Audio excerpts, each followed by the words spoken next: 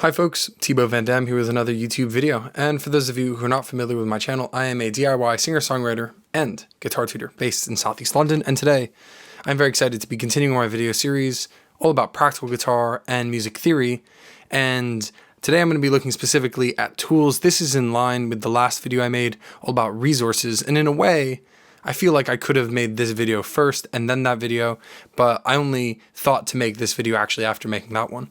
So you can sort of start watching these in different orders, but this is sort of the next video in the series. And this series is, of course, all about learning how to play guitar from a beginner's perspective all the way to writing your own music. So if this is something that sounds interesting to you, please consider liking the video.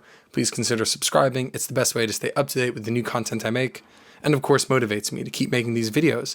And of course, as always, thank you to the people that do subscribe. So I wanted to make this video all about tools for playing guitar, because in the last video where I talked about resources, it occurred to me that one of the resources that I didn't mention is actually a tool. And it's something that you have on your phone, or you can have on your phone, which is a tuner. And so I wanted to talk about that. And it dawned on me that actually the things we use as tools can also actually be accessories for learning.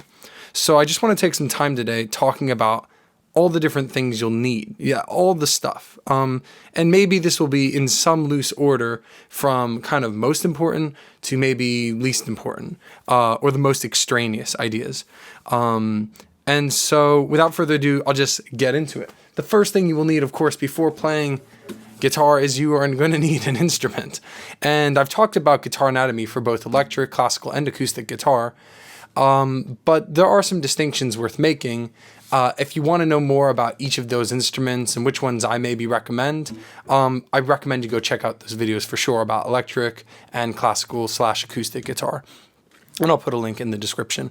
Now, when we're talking about these tools today, one thing I'll be doing throughout each of the tools is just talk about what makes this tool good or useful. So things to look out for when choosing your guitar, although there's lots of guidelines, and I'll actually maybe even make an entirely separate video all about choosing your first instrument. But for the purposes of today's video and to be brief, I think the crucial thing that you really need to look out for when you're choosing an instrument is to make sure it suits you. And when I say suits you, I mean, is it comfortable to hold? Do you feel attracted to it? Do you feel connected to the instrument? And that connection, that attraction, feeling in love with the instrument, that is something that develops over time. I think over time you start to love your instrument more as you discover what it can actually do when you as you learn how to play it. But I think when I say fall in love, it can be literally as superficial as, I love the way it looks. I love the way this guitar looks. I love the kind of white line around the side and the dark wood here, and just the nuance of it. And so I love this instrument. And when I saw it, I thought, this is beautiful. I love it. And then I started playing it, and I really liked the sound. I didn't love the sound, but I was really impressed, especially because it wasn't a very expensive instrument. And as it happens, this was a secondhand instrument. So I might even do a separate video about choosing a secondhand instrument, although I have found one that was very helpful. So I might find that video and put a link in the description. So definitely, whether it's acoustic, electric, or classical guitar, you want to make sure that whatever instrument you choose for yourself is something that you're going to enjoy playing and feel, and hopefully it's something that you feel expresses or reflects something about you that you want to convey. Music is all about expression. Your instrument is part of that expression. And of course, that is an important thing to decide on. So also, other things that make a guitar a good tool, basically, is to check all the qualities of the thing itself. For instance, when it comes to classical guitar, it's very important that the wood of the instrument, at least the top wood, is solid. Now, it's not essential, but if you have a higher quality sort of top wood, that means that you're generally getting a better tool. And as sort of reductionist as it may sound, getting an instrument with high quality tools on it, for instance, the tuning pegs, if these are actually high quality, they're easier to use, and you'll notice it as you play different instruments. The same can be said about all sorts of things. If you have a cheaply built guitar, you really do get what you pay for, and sometimes you'll find that cheaper instruments, they fall apart a bit quicker. So that's the other thing I would say to look out for. Just make sure that what you're actually buying is of good quality. So check things like the tuner. Check what the nut is made out of. Is the nut made out of bone? Is it plastic? Plastic is okay. This is made out of plastic. It works just fine. But like maybe just look at it. Does it look like it was put together in a way that was really, you know, focused and considerate to the thing looking nice. Because actually, as again, superficial as it may sound, if it looks nice, it means someone actually put this together and cared about the way it was being put together. So consider that as well. So then the next thing I just sort of want to talk about as a tool is resources. And I did that whole other video about resources, but yes, resources are a tool. So I would say to get, acquire, procure some kind of resources for your benefit. And resources can be as simple as a physical book, like the one I talked about in my last video all about resources. This book is incredible. I recommend it to anyone watching this. Please check out Hal Leonard Music Theory. It's part of the guitar method of Hal Leonard, and it's just perfect. It's great for people that want to learn notation, but also for people that just want to learn tablature. And that is going to be something I talk about in a future video. So definitely, like, it could be as simple as a book, but also I mentioned some YouTube channels in my last video, and also I mentioned Ultimate Guitar, which I think is a fantastic resource. So definitely check out some resources. Resources are going to be an essential tool for learning how to play guitar. Now, the next, probably most important tool you'll need is a guitar tuner. And this is sort of what I've been building up to. This is the thing that I really wanted to talk about in this video. Now, I'm getting my phone out, and it's not because I'm ignoring you. It is because on my phone, I have an application called Instuner. Instuner is a free application, which is a tuner. And it's free. There are advertisements sometimes. There's probably a paid version. I don't actually even think this version is updated for this phone because it looks a little bit cropped weird. But this has two important features. One is a tone generator, which is what this is. And so you can generate a tone and you can hear it. So you can work on your ear training by hearing this sound and saying that's C5 and then trying to tune to C5. C5 is actually all the way up here somewhere.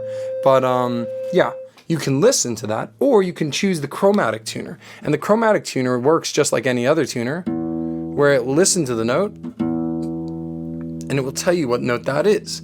Now that's really valuable for getting more familiar with the neck. So if you have like E, you know, and you want to start getting more familiar with the chromatic scale and how it ends up appearing on the actual guitar, I would say use your tuner. Your tuner is a great tool for doing this, notwithstanding the fact, of course, that the tuner is going to be used to keep you in tune. Make sure that, you know, if a string is flat, like my low E is just a little bit flat, so I can sharpen it up, and there it is. Now it's in tune.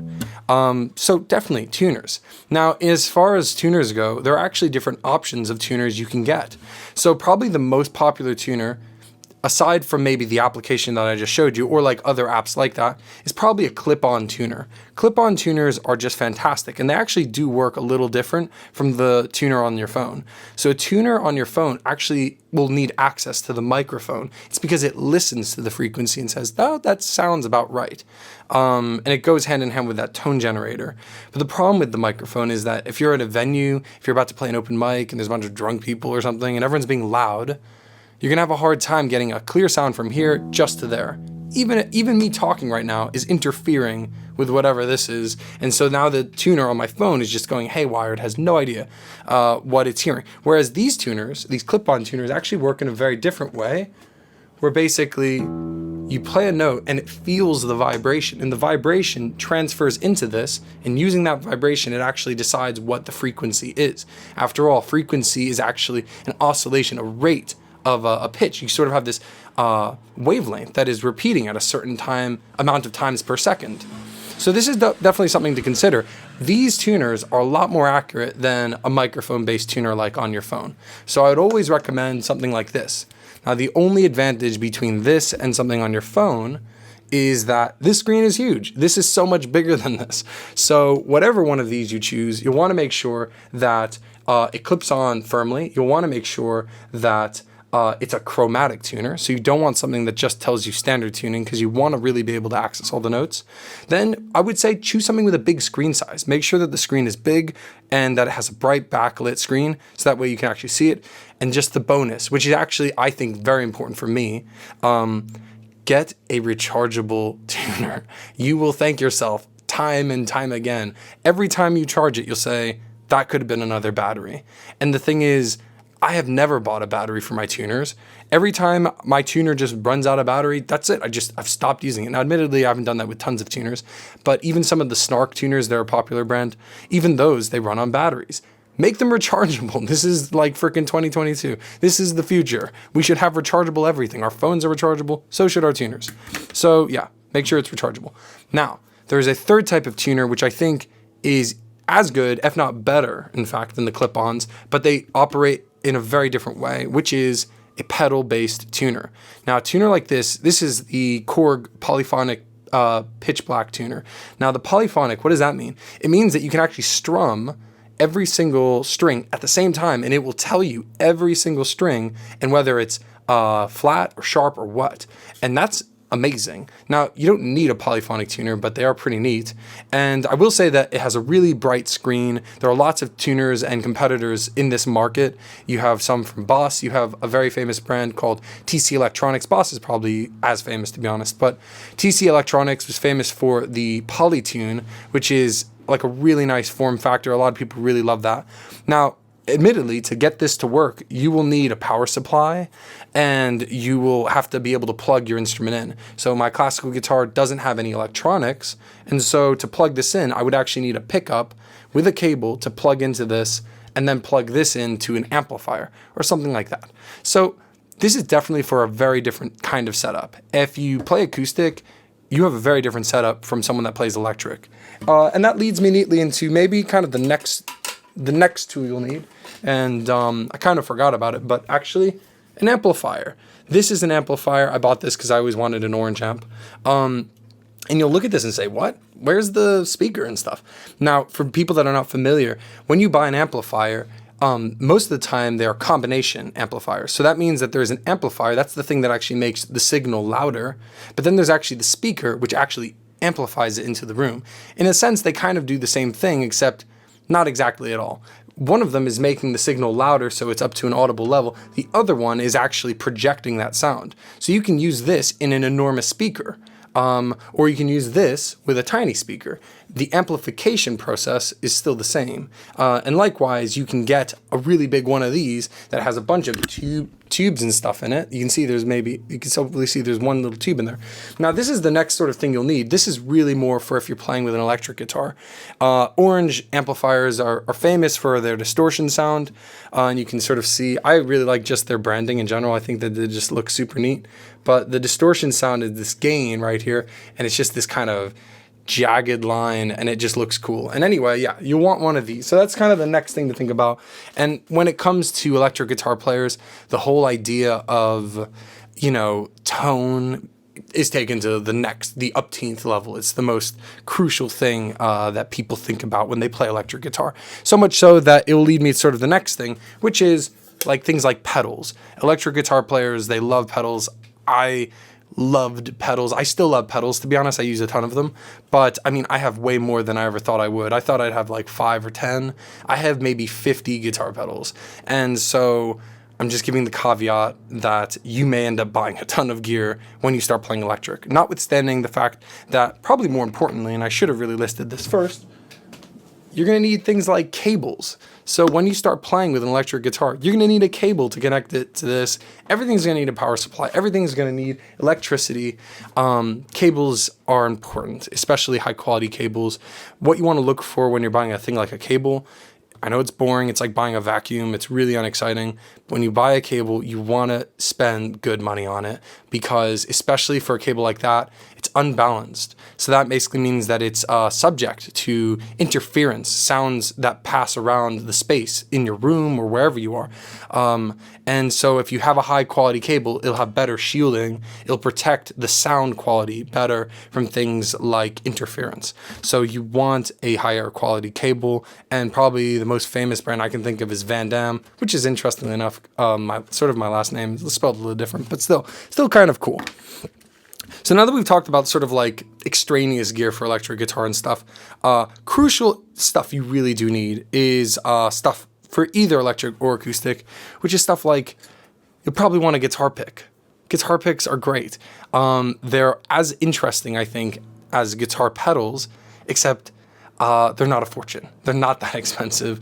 And so fortunately, you can really experiment, you can really splash and spend a bunch of money and get a ton of picks.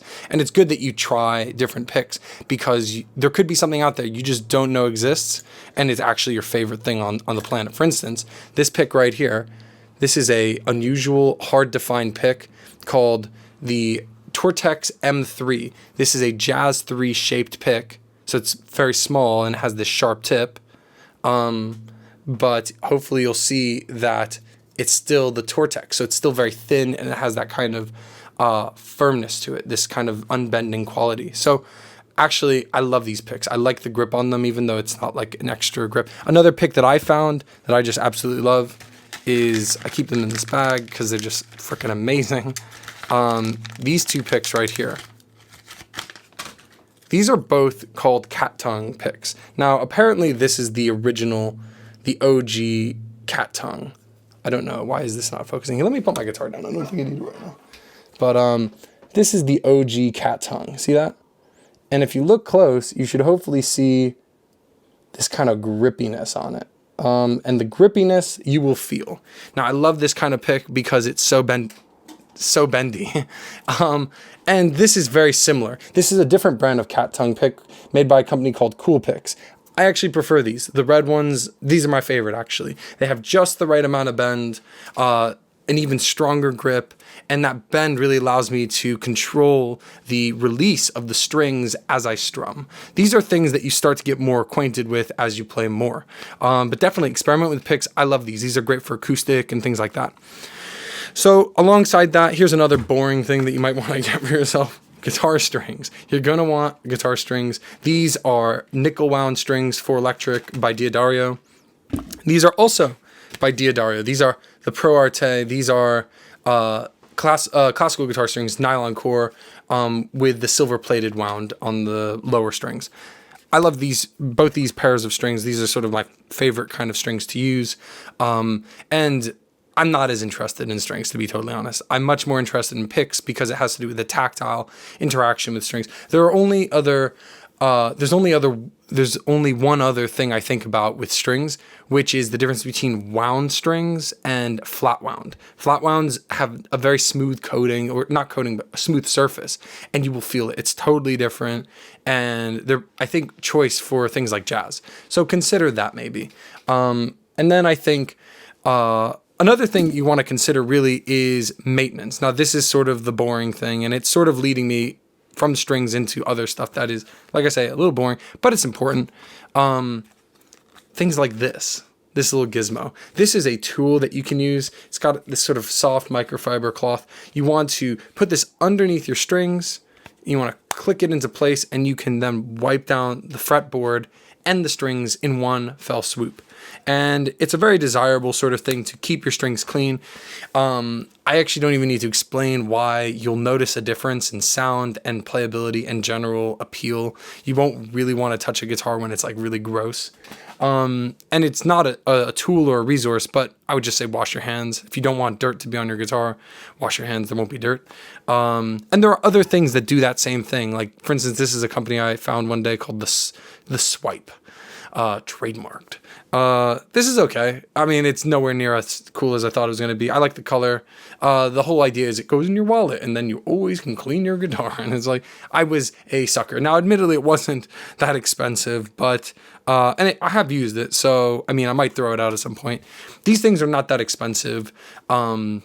But really, if you really do want to maintain and clean your guitar, you're going to need something like lemon oil by a company like Diodario or Gibson or something like that. Lemon oil is not essential lemon oil. It is a formulated cleaning sort of detergent that you use on your fretboard specifically. It is something that you'll do when you remove your strings, and it's something you will notice the difference. You'll see all the dirt and crap come off, and you'll say, wow, it looks nice, it looks clean, it looks new, I want to play it. I will say, I keep mine in a sealed plastic bag in the corner of my room.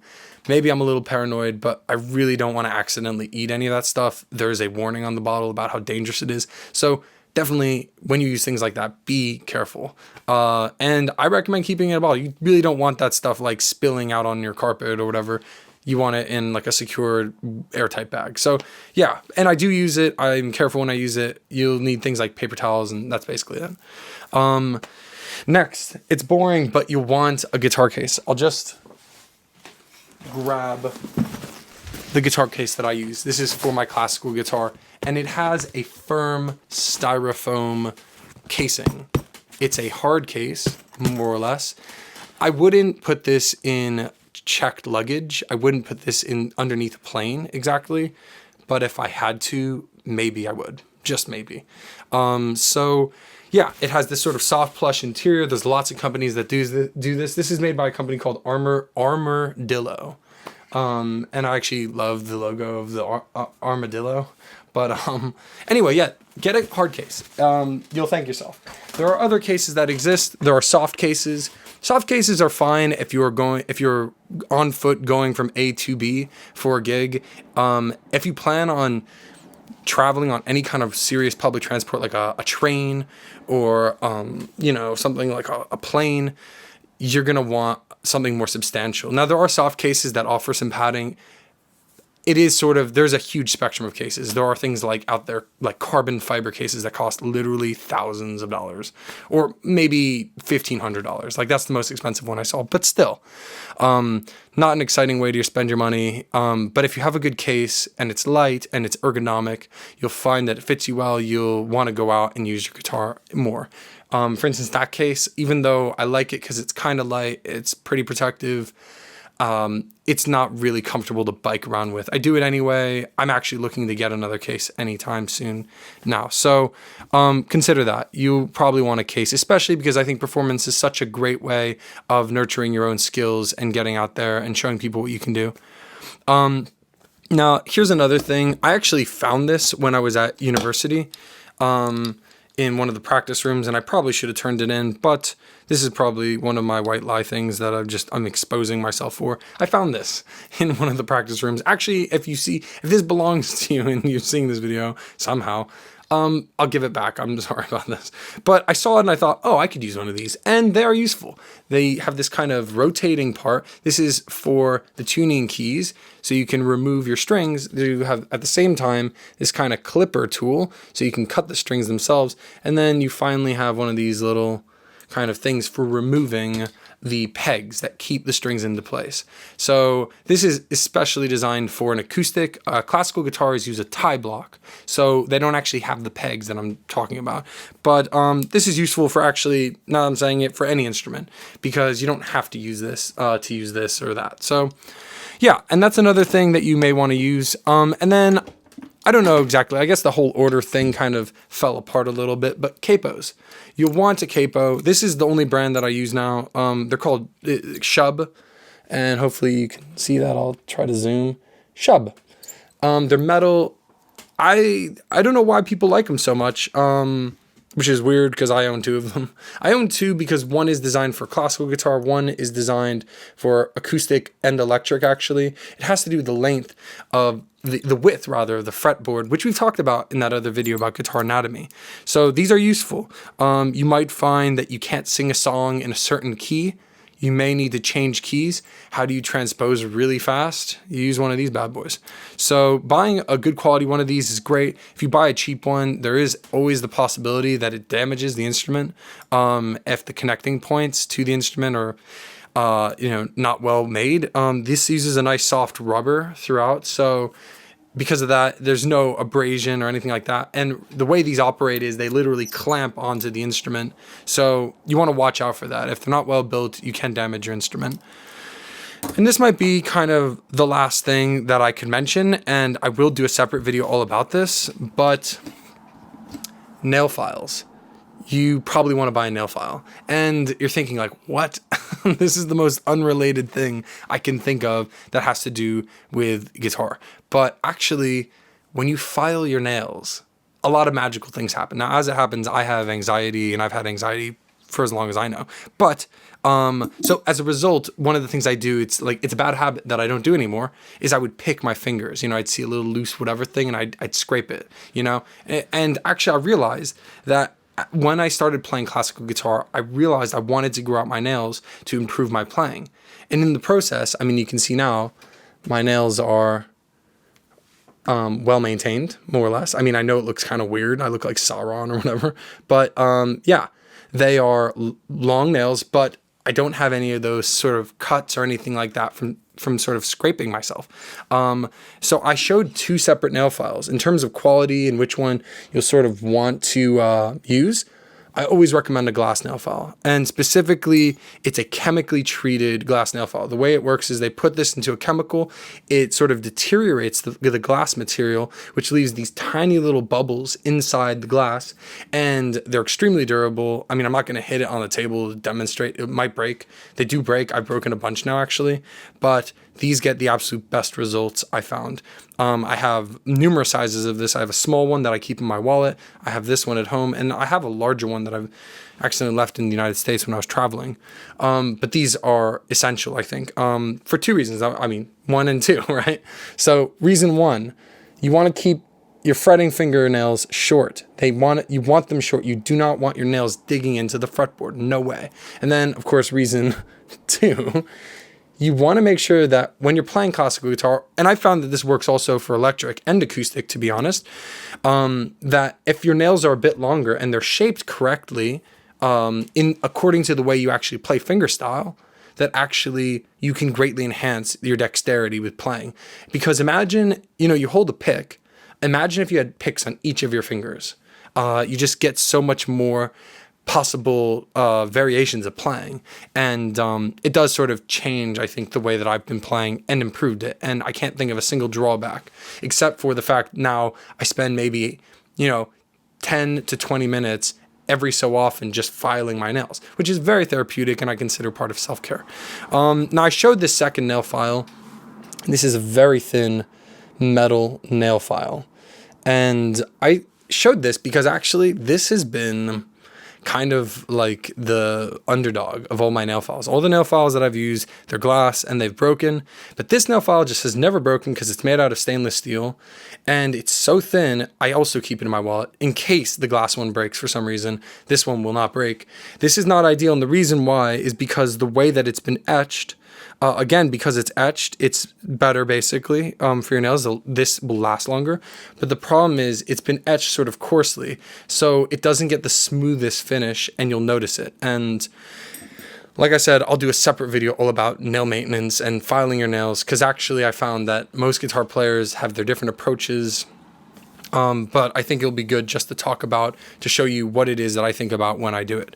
So honestly, a lot of the things I talked about today are topics that could be explored in so much more depth. Like I could do a separate video about strings, picks, pedals, files, how to file, capos, like you name it. Like the list goes on.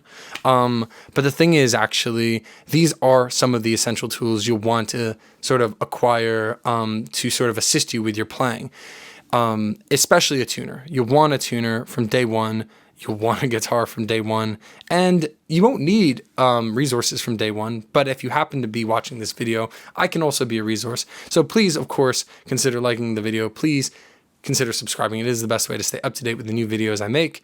Thank you so much for watching all of this. I think that just about does everything that I wanted to talk about. I wrote literally like 8 words on this piece of paper, and here I am like 30 minutes later. I finally finished this video.